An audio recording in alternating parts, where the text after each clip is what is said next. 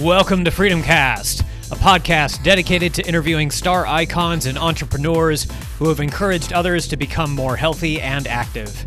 My name is Ashton, and it's my pleasure to host you as we take another trip through the fitness industry. It's entertaining and informative, and I hope it makes fitness more exciting and special to you in your own fitness journey. FreedomCast is supported by Freedom Fitness Equipment in Charlotte, North Carolina. Freedom Fitness Equipment serves the health and fitness community nationwide, from free weights and strength equipment for home gyms and studios to cardio and conditioning equipment for commercial spaces. Check them out at freedomfitnessequipment.com. Let's get rolling with today's show.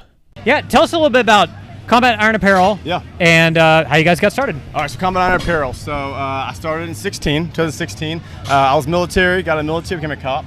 Doing the copping for 3 years, realized I was ready to move on from that. So I started Combat Iron at Starbucks in a coffee shop. Really? I didn't even have Wi-Fi yet, so I was just kind of messing around. I wanted to open a gym. I realized opening a gym had no financial success right now. It's very hard, so I realized, well, doing a gym's not there, so I'm gonna do some t-shirts. I sold a few t-shirts. First year we did, maybe a few thousand, a couple thousand shirts, which is great, and ever since that was 5-6 years ago, now we're full-time. We have full team staff. We have 7 on full-time. We print all of our own apparel. We sell all of our own stuff. Wow. We keep everything 100% in-house now. So that's kind of who we are. So that's who we are. So we're built upon just military standpoints, military traits, military background, like you don't say. But we don't try to put ourselves in a certain fad. We try to keep up for everybody, right? We're fitness oriented. We're military supporting. We're America loving. You know what I'm saying? With all three things in one. That's really it. Awesome. Yeah. So what was it? So are you veteran operated, owned, and run? Okay. Sure. So I own it 100%. So I own the company. I started it myself. Ever since then, we've always hired veterans on. Okay. A lot of the veterans' wives and spouses work here with us now, so it actually helps out. But we try to keep as veteran as we can without being too much of a niche of only veteran. That makes sense. We do a lot of fire supporting, police supporting, corrections supporting, things of that nature too. Yeah, I know definitely, sorry to cut you off, I know definitely the pandemic though was our huge thing for nursing. I feel like nurses and doctors were getting no recognition for what they were doing. Yeah. They were getting only criticized, so we were doing a lot of pro doctor, pro nurse, pro EMT during that time. It really showed, what we stand for, if that makes sense. Sweet. Yeah. Are there any, I don't know if this is a taboo subject, but I'll ask it anyway.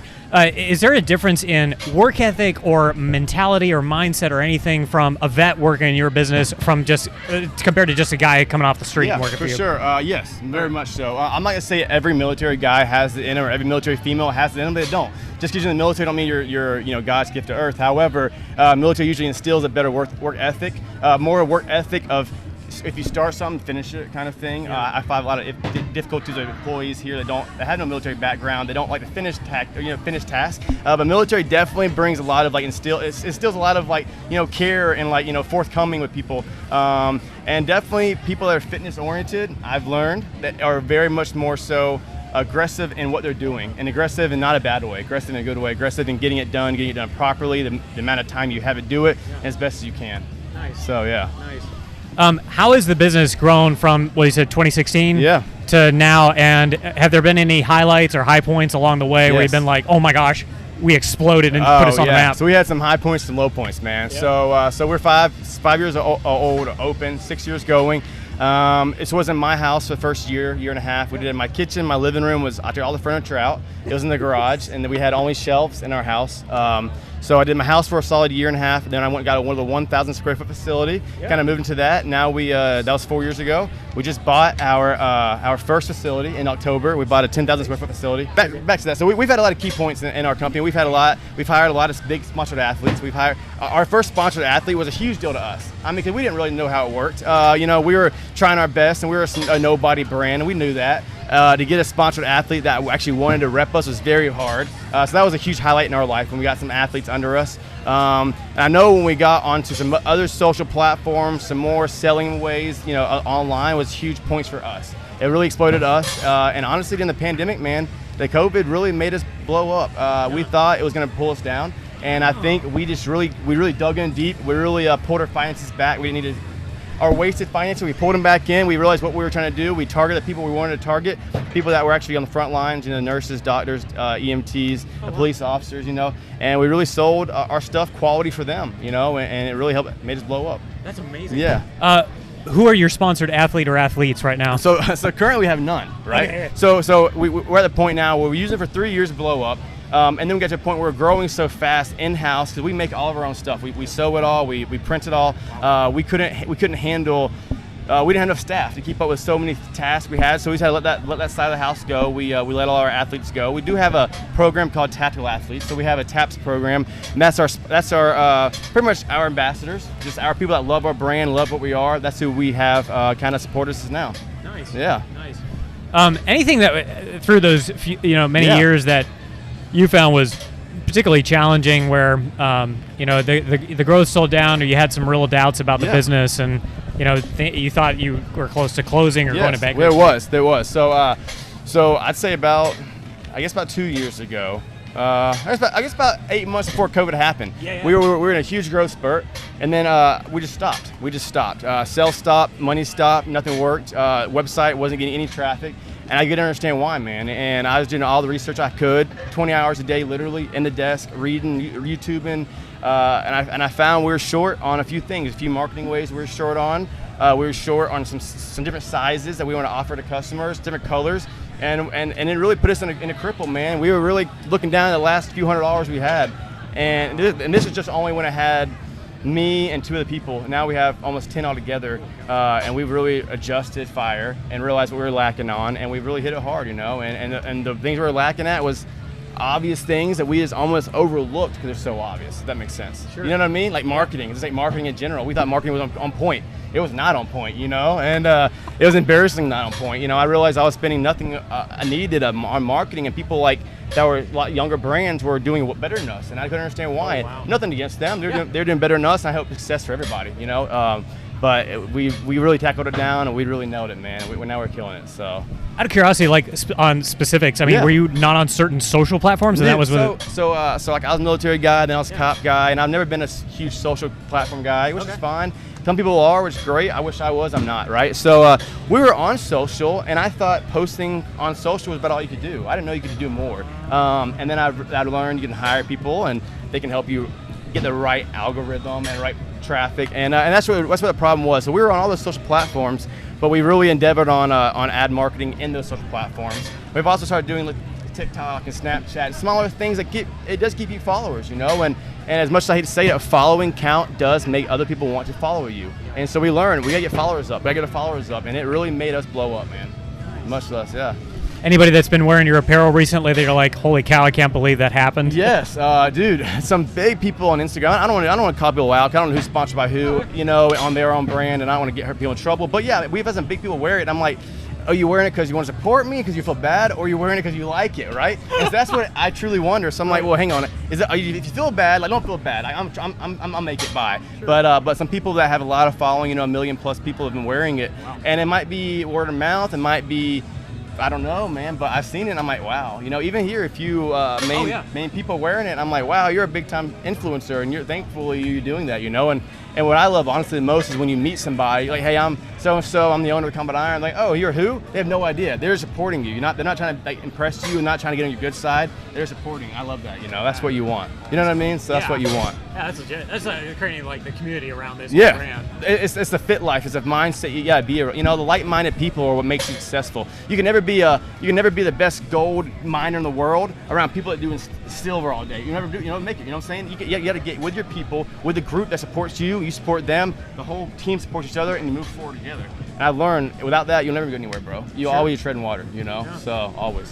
What made you want to get into, I feel like, and this is nothing on you because you have an amazing brand, but everybody wants to do T-shirts now. Bro. Hey, why that? Coffee, T-shirts, or supplement brand. Yeah, That's all exactly. I can do. And I've done all three pretty much. So so long story short, but so it was never a plan. It was never a goal, and it was never even. I didn't know what screen printing was. I didn't know what T-shirt selling was. I didn't know what expos were. I just knew that the gym wouldn't make it, and I knew if I wanted to make the gym make it, I wanted to call it Combat Iron because it makes sense. I needed some T-shirts, and then I just kind of got so deep into this, it just kind of happened itself. You know what I mean? So you're right. It is an overflooded, oversold market. There's so many brands out there, but I truly think the difference is, like you said, work ethic. This is not easy. People think it's easy to sell shirts, and it is easy to sell. It's very easy. I mean, hey, you want to buy a shirt? You do great, but it's not easy to keep it a sustainable company in a progressive growth phase, right? So like you make $1, you got to use that dollar properly. Where's 20 cents of that dollar going? Over here. Where's 21 cents going? Over here. If you don't do that properly, you're going to lose it.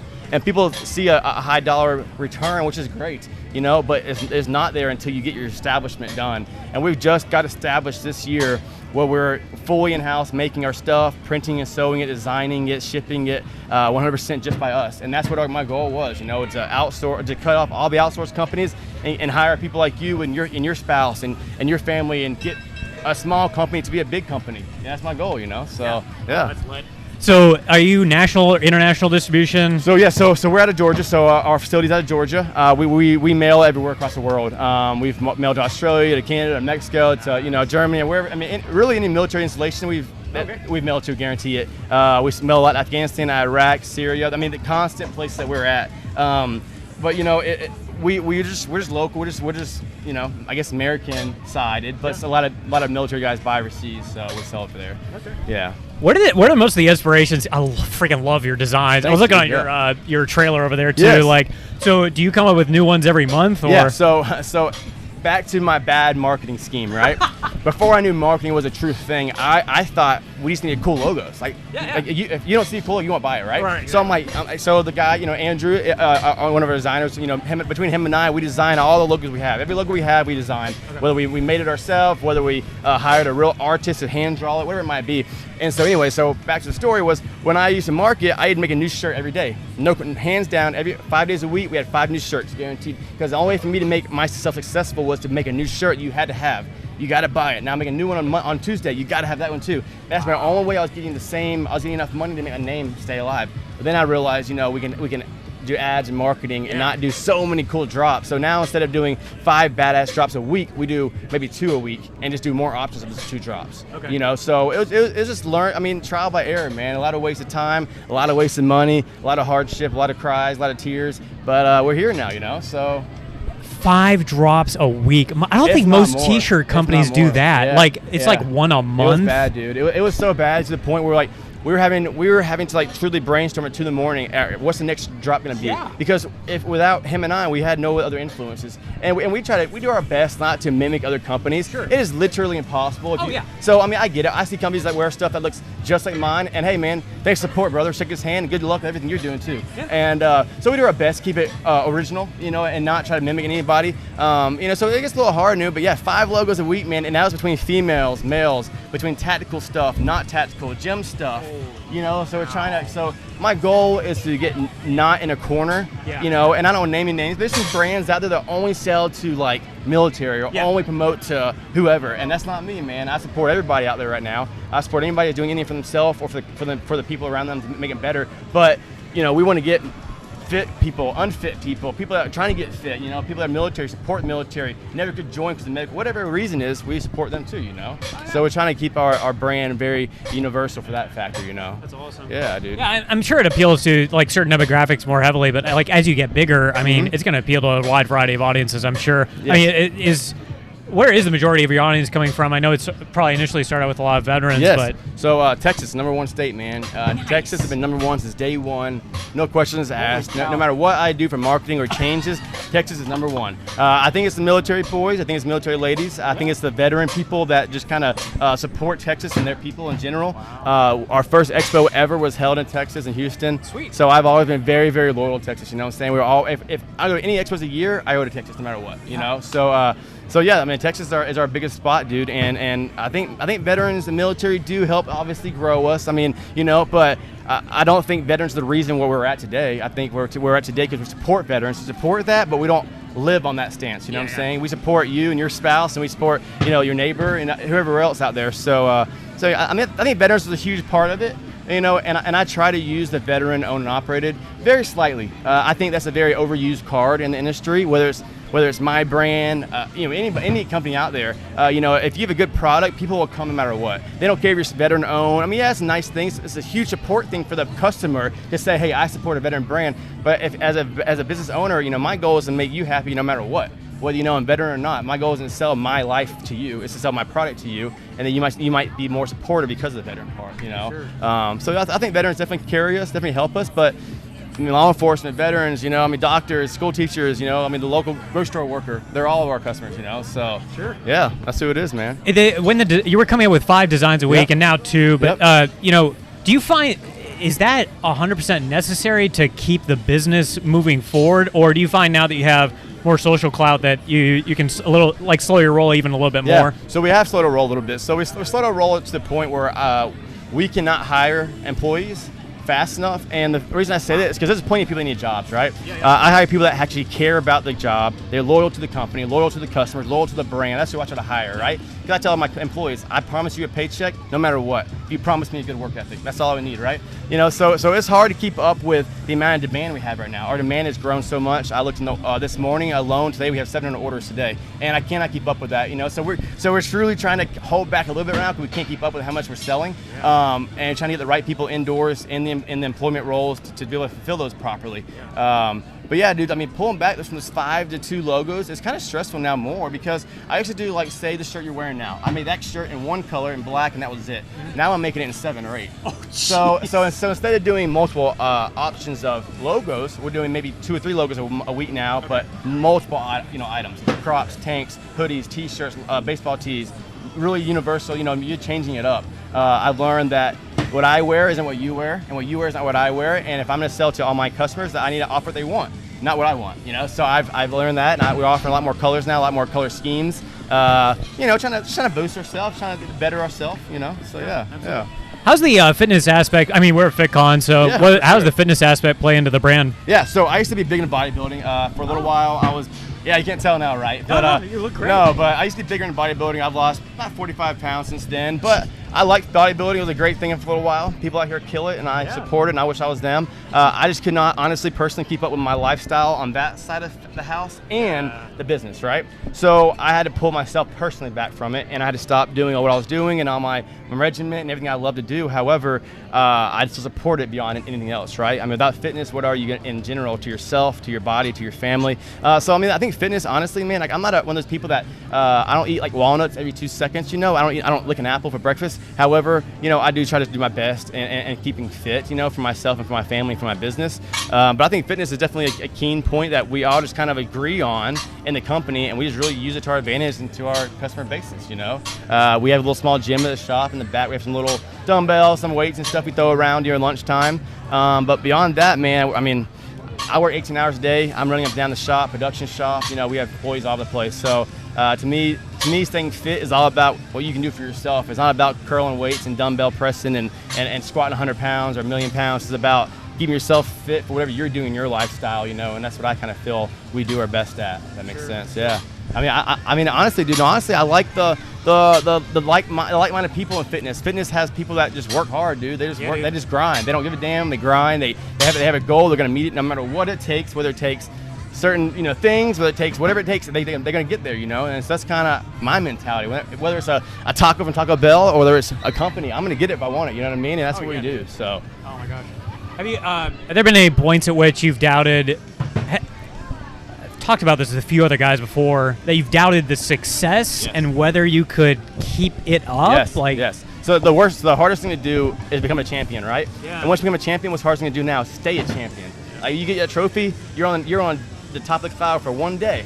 Then you got a whole another year or whatever you got going that someone's going to try to take that away from you. You know what I'm saying? So yeah, man. Every day I'm like, all right, we're the best we've ever been today. This is the best we're going to be. And then tomorrow comes around, and then the day before it look embarrassing because every day is something different. And then some days, I think this is the worst it can be, and it gets way worse. I don't know. What did you say again? What was the question originally? Some days you doubt the success or doubt that they can keep going. So all the other brands out here we see, it's great. I love it, dude. I'm supportive. It scares the hell out of you, man. Because it scares you because, how can I beat them? Who are they? What do they offer that I don't offer? And then you sit there, you realize nothing's different. It's just a different person, different mindset, different goal. And so nothing really, worries me, I guess you can say, with these other brands, other companies, with being on our growth phase. I just learn, keep my eyes focused to myself, keep my eyes forward, keep my goal in my head, and just move forward. I used to look around and watch too many other companies, and it get me scared almost to the point where I'd be worried to even if I drop that shirt, they won't like it. Who cares what they like? You know what I'm saying? It's about the customers we have now. So I've learned, you know, if you write me from your brand, hey bro, my brand would love to collab with your brand. We'll discuss it financially, business-wise. But besides that, I have no hard feelings with other brand. It's just worrisome they stay on top, bro. So you just got to get the best ideas you can. Like I said, more logos, more designs. Now that we have more time to work on certain logos, we're not actually just throwing 5 of them out a week. We have time to sit down, have our meetings in our office, have FaceTime, have Skype up, and we discuss what we're doing. We make small changes, which we never could before. And those small changes, the small color options, the small patches we do, the small leather stuff we do now, it really makes us continue to grow. So I've learned, like, no matter what they're doing, as long as we do it, we're doing it the right way, then we're going to grow. You know, that's what I've learned. Any inspiration that you've taken from either other entrepreneurs or people in this kind of area? Yeah, so the big bucks companies like mine, not at all, not a lick, not a lick. I say away from that. Support to them. They were here before me, they made it. But when you're looking at 60 or 70 employees, why aren't they at these events? That's how I look at it. Why aren't y'all out here like meeting and greeting people? Because now it's a business to y'all, which is great. It should be a business. But I mean, I looked at a lot of small companies, dude. To me, a small company business owner is the hardest working person you will meet. I don't care ever. I mean, truly, when your family's finances and your business finances are on the line, you'll figure it the hell out. You will work till 2 in the morning every day. You don't care. You don't need no recognition. So I learned from the small guys. Joe Rogan was a huge one. The Rogan show was I watched that for other things too, but a big motivational thing. There's a few people on Instagram I'm sure you know of. That every morning at 4 a.m. they're posting it. Hey, get up, get going, let's go. That's me. If it's 4:30 and I'm up and gone, there is something wrong. Because I learned. If you want to make it, you got to wake up. I don't care who you are, how badass you are. If you don't wake up early, you will not make it in life. You know what I'm saying? So I get up early. I get going. I learned that from the small guys. All these Navy SEAL guys you watch on YouTube, these Navy SEAL guys on Instagram that have like these good little motivational speeches. That's what I learned from, dude. That's who I watch. I don't watch big bucks companies. I don't watch what they're doing. What they're doing is not what I'm doing. They have more money than me. They have more people, more time. I don't have that. I have only what I have, so I use what I have to my advantage and make the best of it, So. Talk about the grind. Like, dude, you mentioned 18 hours. Like, what's that like? Story, how does it feel? When I used to be a cop and we work, whether it's 12s or there's 8 hours, whatever you're doing at an apartment, you used to think 12-hour days. That's a hard day, man. Those cops are out there busting their ass for 12 hours a day, 13 hours a day. They got reports to write afterwards. You got to come in early for whatever report from the day before, and it's a grind, but it is not. I mean, to me, it's not a grind like 18, 20 hours a day are. And I say that, and people are like, oh, you're just, 18 hours, there's no way. No, there actually is a way, because people actually do it, and like I said, I used to bodybuild, and I've lost a lot of weight from it, from stress and depression. And owning a company brings it all, man. It brings the good days, the bad days, the stress, and the happy, and the depression, and the undepression, I mean, I don't know how to explain it really, maybe best, but it's just, dude, you got to grind it out, man. To me, I look at this, my employees have wives, my employees have husbands, my employees have kids that depend on me. Like, without me, they would not have money, and not in a cocky way, but in a way that I feel responsible for their way of life. And so, and I'll be honest with you, man, not that it matters, but to this day, 5.5 years in the making, I've yet to pay myself one time. I thankfully got veteran assistance after the military from injuries overseas, so I get paid from the VA for doing for what I did over there. So I've lived on that for the last 5.5 years. And I've yet to pay myself. So actually, man, the grind to me is that I don't take a dollar from the company. Every dollar I make, I buy a chair or I buy a tent. I buy something to help the company grow. To me, I want a 20-person company of employment, of a solid structure, 20-person. To me, when I get there, I'll be successful. Until then, I don't need any money. I don't need any pat on the backs. I don't want a handshake. Just get out of my way. I just got to grind it out. I got to work it out. So that's it, man. You just got to work it out. That's hardcore. Yeah. How many employees do you currently have? So we have 7 pretty much. So we have 7 employees full time right now. We have 10 on the verge. We have some part-time people right now. We're trying to get more full time. Like I said earlier, there's plenty of bodies you can hire. I get that. There's bodies everywhere, but I'm not looking for bodies. I'm looking for people that care. Their work ethic is on par with mine. Their train of thought. They can think on their feet. A good person that you want to pay your money to my brand to buy my stuff. And you want somebody that cares like you care. So that's what I do. And so we have 7 now. We'll be at probably, I'd say, 13 by the end of the year, give or take. So we're hiring about 1 a month right now, give or take. But yeah, so 7 and plus me, and we have a facility in Georgia. We just bought it in September. It's fully grown already. We're about to put a second story into it now to make that 2 stories because we're already outgrown it. And then our next goal is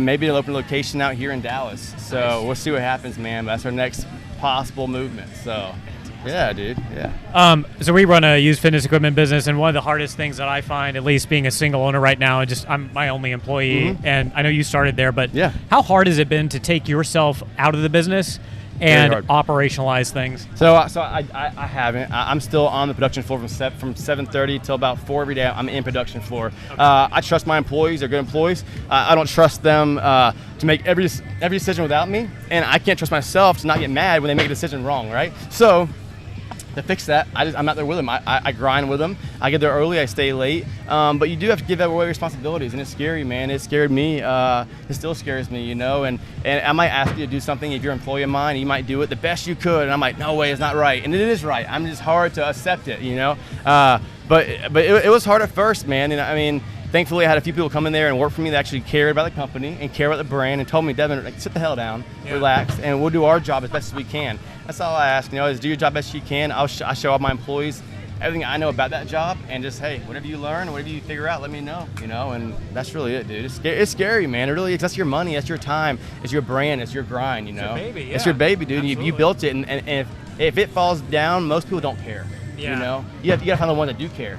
That have no ownership, they still care about your company. That's what you need. That's what you need behind you, not the people that, hey man, when's payday? Well, as soon as we get done doing this, you know what I mean? So yeah, so it's you know, it's a lot of good and bad, I guess, in all of it. You know what I'm saying? So I mean, I don't know, man. It's hard to tell you how to do it, because you're a grinder. I can tell, bro. You push it out. You know, you might hire somebody, might be the best person in the world, and you realize their work ethic is not like yours, and it's upsetting, dude. It's hard to accept. It's hard, man. Well, and you know, people don't own the company, so like they don't have the same buy-in. So I get that, but yeah, it's really hard to accept. You know, you know, when I'm operationalizing this, when I'm outsourcing it to somebody else, like they're not going to do the job that I. It's really and it's upsetting when you're like, hey man, can you just do that a little better? And like you said, you gotta understand, they were there from 7 to 3 and they're gone, or whatever it might be, and they're out. And they put their day in of work. They clocked in, clocked out, but they didn't put what you did in, because you're the owner, because your name was on it, your money is on it, your success is on that one thing.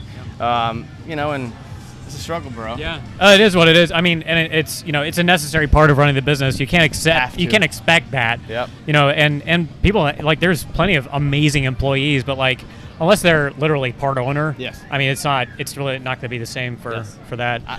I've done the whole pizza Fridays. I've done the pizza Friday. I've done the, you know, pat on the backs, and it's just, you know, every employee is different. Everybody is different, but you just have to find what they need. And hey, you know, some of my employees love to hear how good they're doing. I fucking rap it to them, bro. You're killing it, dude. You're killing it. You know, some people want to know they're doing well by having a little bonus money.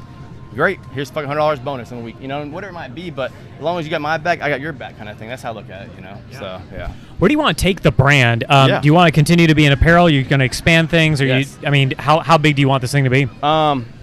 Yes, so my goal, Combat Iron, right? Combat. So we've had a lot of, you know, Combat Coffee, and you know, we had a lot of ideas, and like you said, everybody does the same thing out there. And I've been watching other brands, and I see that, you know, a lot of times the failure or the setback is when you get too busy, right? Getting too many things going on before one's established.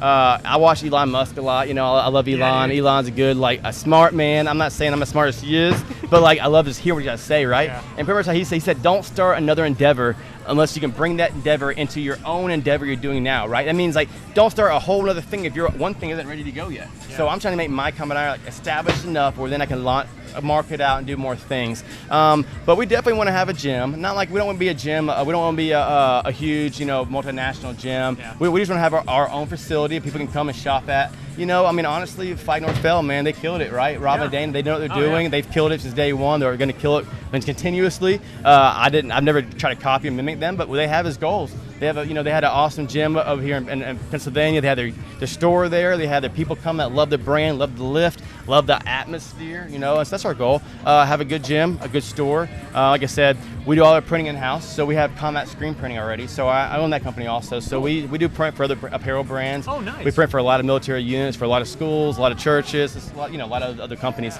So my goal is to have that established, Combat Iron established. We have another brand under us also called Sexy Yet Savage. It's a female legging line. We just launched that, I guess, about 4 months ago, and it's blowing up very much so. Awesome. To the point where we're about to get our own facility for that also too. Probably. Cow. Yeah, dude. So a lot of moving parts, man, and that's my goal, man. Have a successful. Remember, successful to me is a company that works. making its own money, that's paying its employees, and making a good name for itself. That's a successful company to me. So be successful at 20 employees, successful screen printing company, maybe 15 employees, successful female company with maybe 10 employees. That's my goal, man. And besides that, supplements, they can have it. I don't want to, it's a lot to learn. It's a lot to keep up with. There's a lot of knowledge, a lot of science. I'm not a scientist. I don't know that stuff. Coffee. I love coffee, but I don't make coffee. I don't do that. So I'm just going to keep what I'm doing now. I'm doing a pretty good job. Our customers love us. Our customers really support us. We've had a lot of issues before. We've had slander from other companies. We've had issues with some of our prints have been messed up, whatever. Hey, we do the best we can. We fix it. We move forward. You know what I'm saying? So that's our goal, is just keep moving forward everything we do. Yeah. So. What do you think is the sleazy side of the fitness business, or even t-shirt printing in general? Like, is there there are about half a dozen, like you mentioned, supplement companies. That's the one that kind of gets me all the time, because like you can just bust out one any day. Yes. But like, what's the sleazy side of the business?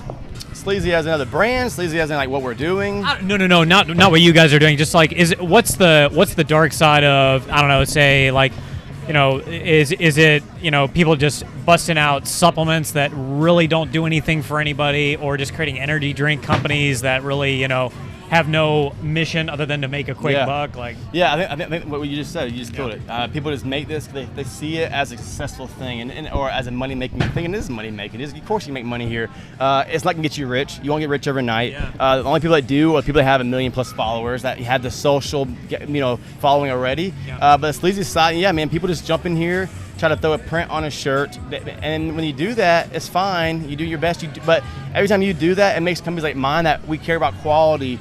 Quality is number one, right? That quality, you have nothing ever. So, if you get a cheaper shirt, cheaper print, and you sell it, and somebody buys it, now they think every company like yours is, if it was good print, it was good. If it was a bad shirt, it was a bad. So that's the kind of sleazy thing about it. Just like supplements, man. Anybody can pay for it. Anybody can pay a little money and get it made, sell it. It might not be worth anything, but people buy it because of the fan base, But yeah, sleazy people all the time ruining people's like us backing because they use crappy shirts, crappy prints, stealing logos, things of that nature. If that makes sense. How does that work anyway? Because I know some of the stuff you can't copyright. Well, I assume you can't copyright every design. Right. So how's it work in the t-shirt business? Yeah, so people get confused a lot with like copyrights and trademarks and what all that. Everybody says it wrong, right? Yeah. So it depends what you're looking at. So like a trademark logo or a trademark item, like our brand is trademark, Combat is trademark. You can't use that, right? You know what I'm saying?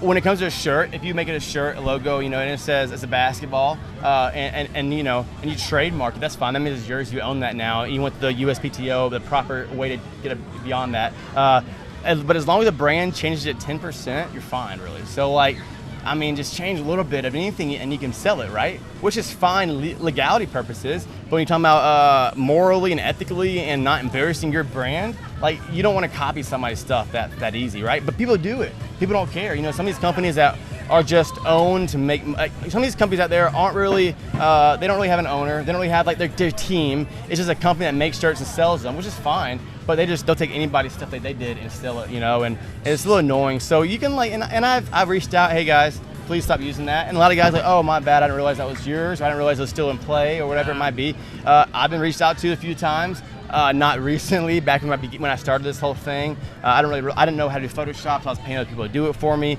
and that kind of screwed me over because they were doing it the easy way, and they were I'm like, hey, I want something like this, but not like this. They just copy it, slap on the paper, and so it can hem you up, and it can really embarrass your company, man. But legality purposes, if somebody's to sue you for your apparel company, what are you gonna get? $10? But if you're in a very established company and you stole another very established company's brand or logo, you can be facing some pretty embarrassing financially crisis times, So we try to do our best, stay away from that. And everything I make from our company, if I tell our designer to make it or he makes it off the rip or whatever, we always USPTO it. We always trademark search it and make sure no one else. Oh yeah, we have to. I've done shirts before that I didn't know it was trademarked, and they were. We sold. A good example was we did an American AF shirt. Dude, that brand is badass, right? I didn't even know it was a brand. I didn't even heard about it until after I made a shirt. Wow. And I made, this is when we were very much so smaller. I was still printing by hand. Everything we printed by hand. And I made about 300 of them, which was at the time a huge deal, a massive deal. Yeah. We sold maybe 40 that first night, which is a huge deal back then, right? This is 4 years ago. I got an email or a DM the next day from American as Fuck saying, hey guys, stop selling that shirt. If you don't, we'll have to get some attorneys, but just please stop selling it.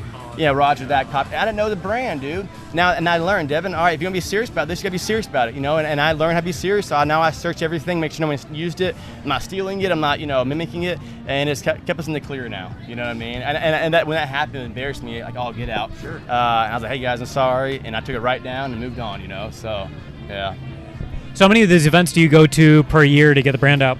So the first few years, we do about 14 a year. So wow, the first, great. So Jeez. The first couple of years, we would do truly probably 2 a month. It could be in Texas to Philly, it could be Texas. We've gone all the way to Las Vegas from Georgia. I mean, we were going anywhere we could, and that was our main social media ad was this. And then we learned to market better. But right now we're doing probably 4 a year. I say that COVID happened, so now and the reason we're here is our first big shindig in Texas. You know what I'm saying? Man. So I had to come here. But this year we'll do 2 in Texas, and we'll do I think 1 in Florida this year. So we'll do 3 this year. So every year we try to do 4. That's our goal is 4. It's just a big hassle, We gotta print all the extra stuff. It's just not a hassle, but it's a lot of work. We gotta print all this stuff up. We gotta pack the trailer up. We gotta get the manifest ready. You gotta get the Airbnbs and all that stuff ready to go. So it's a lot of moving parts, but hey, we grind it out and get it done and move on. So I honestly I love shaking hands. Kissing babies, not physically, but what I'm saying, but shaking hands and meeting customers, dude. Like, I mean, on DMs, they write you, hey, I love your stuff. Hey, thanks so much. You're the best, whatever. That's great, but they don't get the true emphasis. Like, hey, I truly support you, and I truly thank you for that. And so I like doing that. That's why I come to these things. And honestly, the people that come to these are the same people every year. So it's not like somebody new, right? So it's the same customers. It's just a fist pound. Hey, man, thanks for support last year. They're gonna buy a shirt this year. We're gonna move on. That's what I come to them. So With 2 new designs every week. Holy cow! Yes, they could just be lifetime customers. They truly are, yeah. And so what we do though is we bring our best designs here. Yeah. So we try to bring our best fitness type designs here. Okay. Now, if we went to an all military event, all shooting event, we bring more shooting shirts. Okay. So we try to per our customers' taste is what we bring. But yeah, these are our top 15 shirts we bring, and we've sold maybe 1,000 and a half shirts today already. So yeah. Dang, son. Yeah. So how many designs do you have going at any one time, and how do you structure the retirement process for a shirt? Yeah. So Monday when I get back to the shop, we're having to sit down with all administrative, and we're having a new SOP drafted up for that process. Okay. Like I said, we've blown up here recently, and it's causing an issue with people like, say you're a new customer, right? Hey bro, I love that shirt. Let's get that shirt back on. That shirt's 4 years old, and a 4-year-old shirt is not worthy to bring back. But I'm learning, hey man, since I was so negligent in ads and marketing 4 years ago, and you didn't see it, but you love it, I'm gonna swallow it and accept it and make new ones again that you want. So we've been bringing a lot of restocks back, a lot of old stuff back. But I do about a 6 months on the shelf, and it's retired. That's what we do usually. Because within 6 months, if you haven't seen it, or if you've seen it, you're gonna buy it. If you don't like it, you're not gonna buy it. You're gonna move on. And what I will do also a lot for a lot of apparel companies. This is a good cheat way to do it. But find a few prints that the people love, do a lot of them at one time, and do it once a year. And just bring it once a year, and people will buy it. So it's like a guaranteed. If I say I make 500 shirts of this right here, I know it's gonna sell. There's 500 guaranteed sales right there, and they want it, and make your customers happy, right? But if it doesn't sell long enough to keep it stocked online, then we just do it once a year, let it sell out, move on, And so that's kind of our process now. And we kind of fill the customers out. The customers are loving it, and they're feeding into it. We feed into them. If they buy that shirt and they love it, we make that shirt in 3 more colors maybe. If no one likes it, we might pull it off the shelf and say, call it a day, A few things we've done in the past, we've misspelled words, we've misspelled our brand name, I mean, not gonna lie, dude, we've done it all, bro. And I sold, 300 or 400 of the same shirt with the same misspelled brand name on it without me knowing it. And yeah, dude, so you learn by errors, I guess, Yeah, absolutely. So yeah. Do you guys come out with seasonal designs like around Christmas and Thanksgiving? We do. So since last 3 years, we've done summer drop every year. We do summer edition releases. So pretty much how we do it, man, we've learned from March till about, September. We do a lot of bright colored, fun, beachy, loud things, and people buy it. They love it, Yeah, between October-ish, till February, March, we do a lot of earth tones, earth colors, more military type, supporting type, patriotic stuff, and that sells better in the winter. Nice. So summer is kind of our loud, fun summer edition fitness type, and the winter is more of our subtle, home-based, American-loving, not non-pastel colored stuff. That makes sense. Yep. So. And you mentioned when you do the year drops, those are like a limited edition. You only have about 500. Yeah. So Christmas. So the last year we did our first Christmas sweater. Okay. We did a true Christmas sweater. We actually had it truly made up for us. We had knitted and everything. Oh, wow. Yeah, it was amazing, dude. So we did 200 of them. Just to see what happened. They sold out like that. People are begging for them back. Production time, I couldn't get them made fast enough, so but this year we're gonna do 2 sweaters this year for Christmas. So we're trying to keep like a routine going every year. But like I said, man, this is last year and a half is our first time of being a true established company. We can say, hey, we're here to play. We're not here to play around. And so we're gonna see what happens this year. But yeah, Christmas is definitely the time to do the shirt, and summer drops, we always do that for sure. Sweet. Yes. I know they've had, it sounds like your designs are endless, but are there a few designs that stand out to you that you absolutely freaking love? For me, yeah, dude. So honestly, our shirts with words on them sell way more. This shirt right here, this is like a skull grenade, and it's awesome, dude. It's an awesome shirt. I love it. I'm wearing it now. We sold out in a few days when we dropped it. However, shirts that say, know your fucking worth, or shirts that say thick as fuck, sell 10 times faster, right? So my favorite shirt ever to this day is probably gonna be, I'd say Tattoos, Fitness, and Freedom, man. Because I'm tatted up, Fitness and Freedom. We have, that shirt is probably sold, I'd say probably 10,000 of those shirts over the last couple of years. Yeah. And it's a huge seller, dude. It's probably my favorite one, man. Yeah. I mean, it's hard to say, dude. They're all my babies. You know what I'm saying? I totally get it. I love them all. They're all them little kids sitting in boxes. But I don't know, man. That's probably my favorite one. That's awesome. Yeah. That's awesome. I know you talk about fitness icons and all that stuff, but anybody that you would like to see wearing your apparel next? Man, it's a hard one. Yeah, there is, dude, but it's hard to call them out, You don't have to say any names. Yeah, I won't say any names, but I think, there's people out there that I love to wear, and I'd hope maybe one day there's people out there that want me to wear their stuff too, Yeah. So I think everybody is one level ahead of you, maybe. You want them so bad to be a part of you too, and I used to reach out to all these people out here, and a lot of them have worn it and they've moved on and wearing something else now, which is great. But they know about it now. And that's our goal, right? Is get them and their fan base to know about it.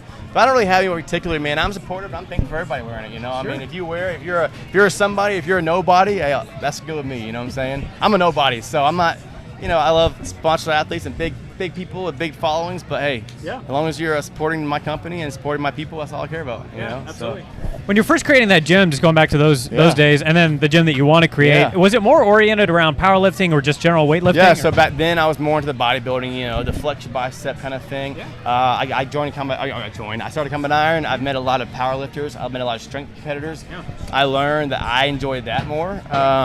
I do love to watch the powerlifting. I love to watch the bodybuilding and the physique. That stuff is super hard. And I've done it. I used to do it for years, and it's super, critical. However, the strongman stuff and the powerlifting stuff, dude, that is impressive. You know what I'm saying? You can pick up a car engine and just put it over your head. Dude, you're impressing me way better than a bicep can. Yeah. So I think I'm more. Our goal is to be a little bit of both. Okay. But I do definitely want to offer. I guess I can say I can back up real fast. Yeah. I want to offer equipment, machines that prosthetics. People that are missing limbs, people that have certain issues can go to. I have buddies that are missing toes. I have buddies that are missing arms. I have buddies that are missing both legs. So it depends what you're. I'm not gonna say it's not an issue, right? It's just it's part of your life. Yeah. So whatever you're at in your stage of your life right now, we want to offer equipment that hosts that for you. A lot of people do swimming pool stuff. Swimming pool is a huge. A fitness thing. A lot of gyms, only commercial gyms offer that. Why? Because it's a lot of money. Well, suck it up, figure it out, and move on, right? So that's our goal, is to offer areas that people can actually just sell their stuff in that your normal, commercial gyms don't offer. Okay. But yeah, so definitely some. And I think everything, whether you're a bodybuilder or not, is based upon strength workouts, compound workouts. Olympic lifting is keen, I think, these days. So we definitely offer that. Not really getting into CrossFit per se, because I think the word CrossFit now is just so used in different ways now. But yeah, just kind of host it. all forms of, like I said, fitness to me is not fitness to you, right? And so you got to get what you like, what you enjoy, and get you in the door to get better at that one thing. So it's be a little bit of both, I think, you know? Sure. Yeah. Absolutely. Have you seen a growth in any one? I'm just going to go to fitness a little bit more. Have you seen growth, particularly with people buying your tees in any one fitness area, whether it be powerlifting, bodybuilding, strongman? I know is starting to come up lately, yes, but big time. Like, have you noticed there's any growth in any one area? Those health and fitness, aspects are. Yeah, so I think so, man. So actually, one of my employees here, his wife is actually the Texas strongest woman right now. So she's won that. Yeah, she's holding a trophy for that. So we've definitely partaken ourselves into growing a lot in the strength world, into the fitness powerlifting world. So I think, honestly, at these kind of events, these are kind of more just in general events. Events that are only in bodybuilding, we do okay at. Yeah. But events that are like powerlifting, strength training, burly, dirty, just throwing it around, we do a lot better at, man. And I think it's because our logos. Our logos are very loud and very proud. And if you wear it, you're gonna mean it. If you don't mean it, don't wear it. And I think those boys are more maybe just a strength training kind of people, which is fine. So that's kind of where we're going a lot towards. Gotcha. Yeah. Gotcha. I'm gonna touch on strongman just a little bit more here. Have you noticed any, what do you think is the impetus for, or maybe you don't have any comments on this, but that's okay, but the impetus for strongman just getting to be even more popular? I know there's that whole controversy with Anne Hathor and Eddie and all that deal, and that's getting some publicity, but why do you think people are getting into strongman just in general? I think it's because I don't want to say a lack of anything. It's training in other ways. I think for me, the food thing and bodybuilding is the hardest, right? I mean, some people kill it. They kill it. They love it. They love their regiment diet, and I'm all about it. I couldn't do it. I'll accept that, and I'll move on from it, right? So I can gladly eat a pizza and gladly lift over my head some heavy weight, but I cannot really not lift pizza or not eat pizza and then lift heavy weight, right? So I realized, I think, honestly, man, it's just more of an easier lifestyle with the same amount of gain or of gratification out of it, and like I said to you before, I think a man or a woman that can pick up 600-700 pounds on the ground without even breathing hard versus somebody can flex really well, it's just a little more impressive to me. That's just me personally. Whoever can flex, you flex better than I can, you win. You know what I'm saying? But but if you can pick a lot of weight up too, that's a lot of work, man. A lot of effort. So that's it. There's more of an objective measure, whereas I feel like with the bodybuilders, it's more of a subjective physique. Yes. And I feel this too. Ready? Politically wise, I'm not going to politics at all, but politically on a judging platform basis with a bodybuilder, it's very much so harder to get down the answers down right? Because if it's me and you together and pick up that 500-pound brick, pick up the fastest wins. Well, we can't really lie about it. We can't pick sides here. I think that's why I like it a little more too, because it's truly, if you want to win, show me you win. Show me you pick that thing up versus, you might have a better judge, whatever it might be, So I think that's one of the big points about it, So. Sure. Business, back to business. Have you encountered, and you mentioned this a little bit, what kind of hate has been thrown your way for the business? A lot, man. I dropped my phone. Oh, you're good. A lot has happened with our business, good and bad. I'll never name out names of the companies. There's no needed.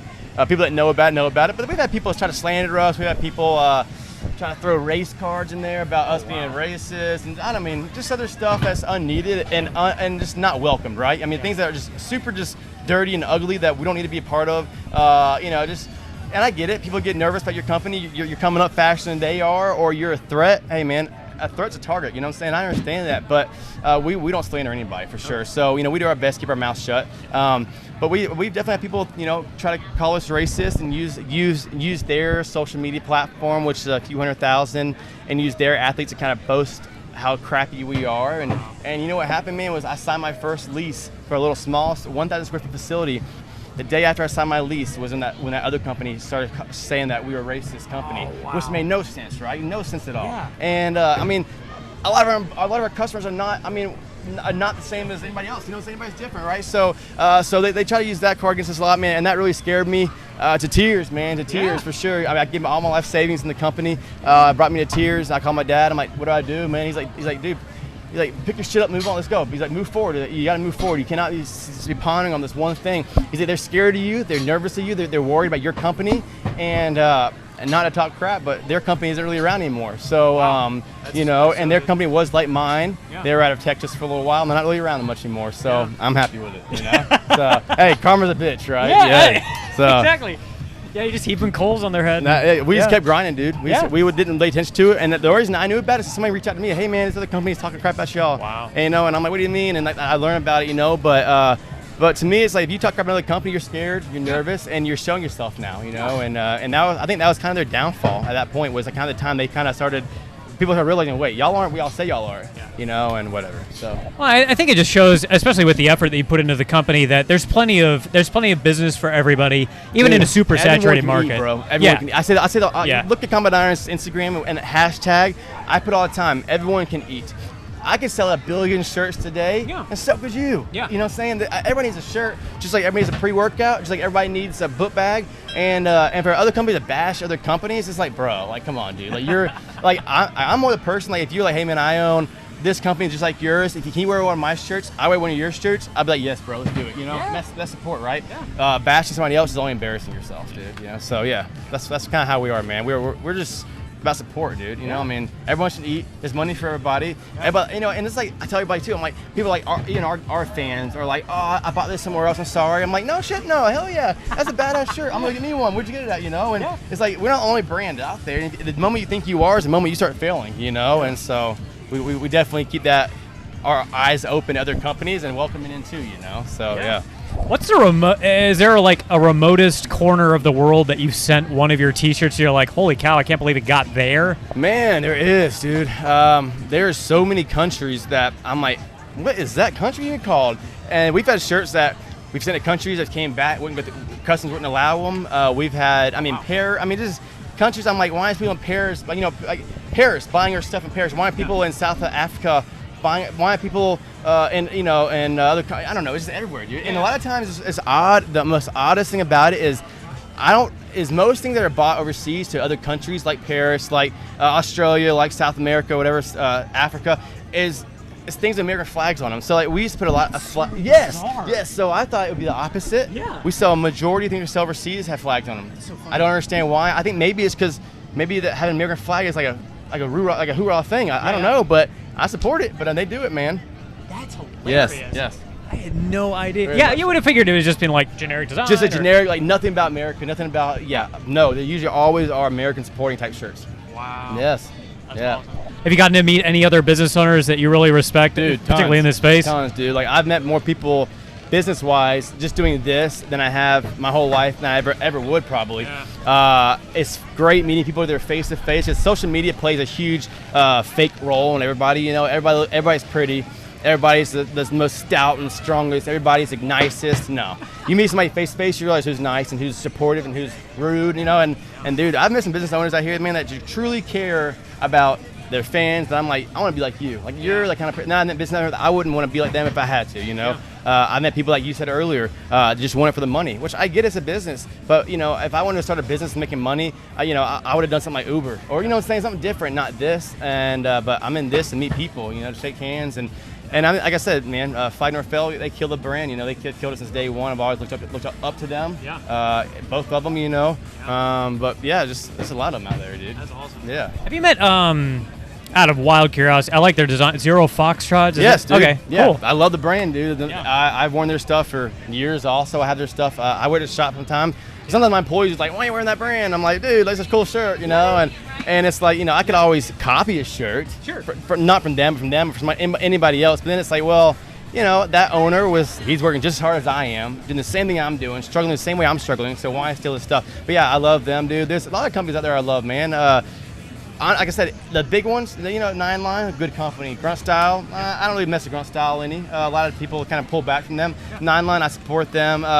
There's SAB technicians. There's a lot of companies out there, man, that just like mine, nothing different. Same shirt, same quality, same mission, just different, different areas. That's it, man. So yeah. That's awesome. Well, so tell people where they can find you, the website, social, all that stuff. So CombatIronApparel.com. Combat Iron Apparel on Instagram, Facebook, TikTok, and YouTube.